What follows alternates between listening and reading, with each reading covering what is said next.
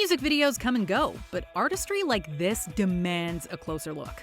Welcome to WatchMojo, and today we're counting down our picks for the top 10 things you missed in the Weeknd Snowchild video. For this list, we'll be taking a closer look at this compelling music video, discussing the various layers of meaning, and highlighting the many references and throwbacks that make it such a gift to fans. Because this music video is so jam-packed with references, there's no way for us to acknowledge them all.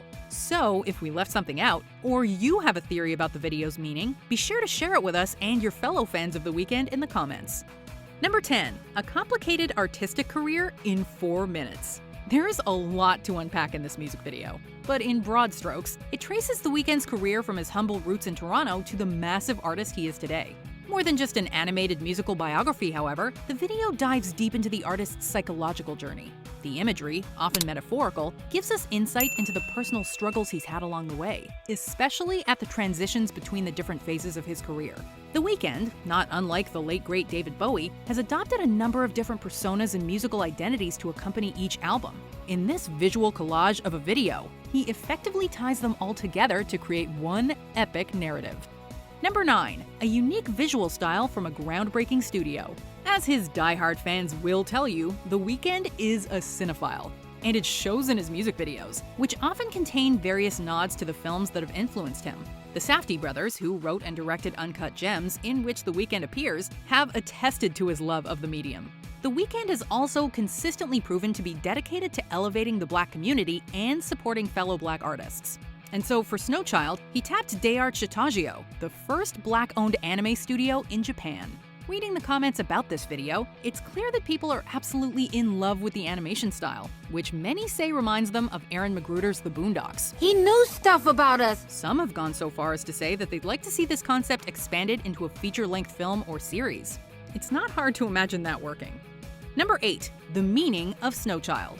The lyrics of Snowchild, more so than arguably any other song on After Hours, have been the subject of extensive analysis. Just the title has multiple potential meanings. Snow could be a reference to cocaine. It's been suggested that, quote, a snowchild is broken from their previous relationship with a loved one and uses substances self-destructively to numb the pain. As this video reminds us, it can also be taken literally. The Weeknd, real name Abel Tesfaye, is from Toronto, a city known for its cold, snowy winters. Others have pointed out the significance of the video's release date. July 22nd is the birthday of Selena Gomez, The Weeknd's ex, with whom he reportedly remains friendly and who has not been shy about her love for the song. Number 7. The Beginning, House of Balloons, and Trilogy. The video opens with The Weeknd in his After Hours attire walking towards the City of Lights. But to move forward, he must reckon with his past. And so the ground opens up, transporting him back to Toronto. The video becomes black and white, a color scheme used for the artwork of both his first mixtape, House of Balloons, and the Trilogy compilation album. Abel finds himself in the House of Balloons, located at 65 Spencer Street in Parkdale, which is now literally filled with balloons. Interspersed with this era-defining imagery are various shots of The Weeknd, wearing his early trademark camo, roaming the cold streets. There's a certain nostalgia, but as the lyrics and visuals suggest, at the time, he was desperate to escape. Number 6. The Journey into Kissland. After summarizing his early years with Trilogy, The Weeknd released Kissland in 2013. It was well received by critics, but it wasn't the explosive success many had predicted, and, despite being a fan favorite, is often thought of as the album that gets the least love from the artist. As such, many people were thrilled to see Kissland getting its due in this video.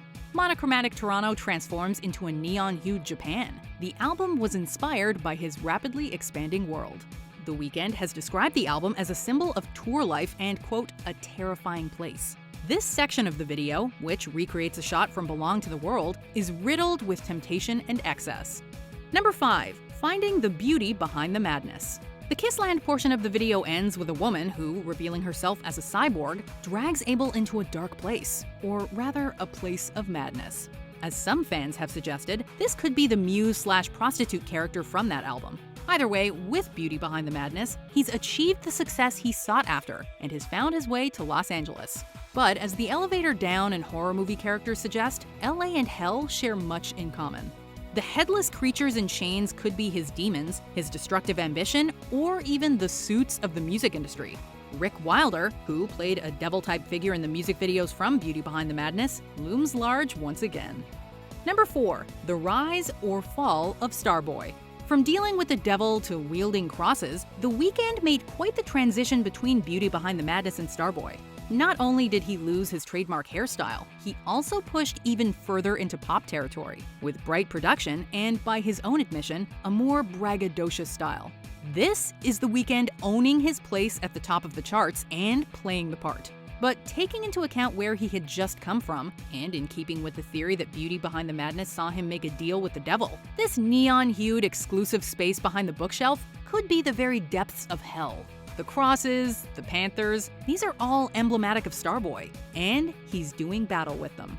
Number 3. As he moves forward, the demons keep pace. This 4-minute and 11-second crash course in the history of The Weeknd really hammers home the fact that he refuses to stand still or stagnate. He is an artist defined, perhaps above all else, by change. But as the visual narrative of the video makes all too clear, Abel is equally a man defined by his demons. As he moves from one phase of his career to the next, he can never seem to shake the darkness. It follows him into each subsequent environment, a constant companion regardless of how thoroughly he reinvents himself. As Hiran Mamo of Billboard put it, quote, "His neon pink crucifix weapon and headline-making haircut can't solve his past problems. He's trapped in the space that Starboy has brought him to, and must fight his way out." Number 2. My Dear Melancholy. If that epic anime fight scene is to be believed, The Weeknd does seemingly manage to escape the excesses of Starboy. He once again finds himself alone and in a rather desolate space reminiscent of his days in Toronto.